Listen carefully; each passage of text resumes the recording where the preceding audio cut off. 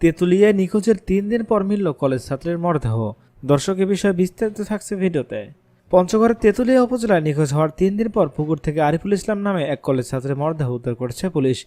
শুক্রবার দুপুরে মরদেহ উদ্ধারের পর প্রাথমিক সুরতাহাল শেষে ময়নাতদন্তের জন্য পঞ্চগড় আধুনিক সদর হাসপাতাল মর্গে পাঠানো হয়েছে তার লাশ। এর আগে এদিন সকাল 11টার সময় উপজেলার বুড়াবুড়ি ইউনিয়নের বুড়াবুড়ি গ্রামে তার নিজ বাড়ির পাশে থাকা পুকুর থেকে মরদেহটি উদ্ধার করা হয়। নিহত আরিফুল বুড়াবুড়ি এলাকার জসিমউদ্দিনের ছেলে। তিনি পঞ্চগড় বিএম কলেজের ছাত্র। বুড়াবুড়ি ইউনিয়ন পরিষদের চেয়ারম্যান তারেক হোসেন তিনি জানান, গত 3 দিন ধরে নিখোঁজ ছিলেন আরিফুল।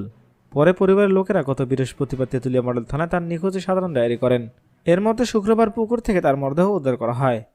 এ বিষয়ে তেঁতুলিয়া মডেল থানার ভারপ্রাপ্ত কর্মকর্তা আবু সাইদ চৌধুরী জানান, মরদেহটি সন্দেহজনকভাবে উদ্ধার করা হয়েছে। ময়নাতদন্তের রিপোর্ট এলে মৃত্যুর কারণ জানা যাবে। আর পরিবারের পক্ষ থেকে অভিযোগ দায়ের করা হলে পরবর্তী আইনি ব্যবস্থা নেওয়া হবে। দর্শক, এই বিষয়টি নিয়ে আপনাদের মতামত জানতে চাই। এখনকার মতো এখানে শেষ। পরবর্তী আপডেট নিউজ পেতে চ্যানেলকে সাবস্ক্রাইব করে আমাদের পাশেই থাকুন। ধন্যবাদ।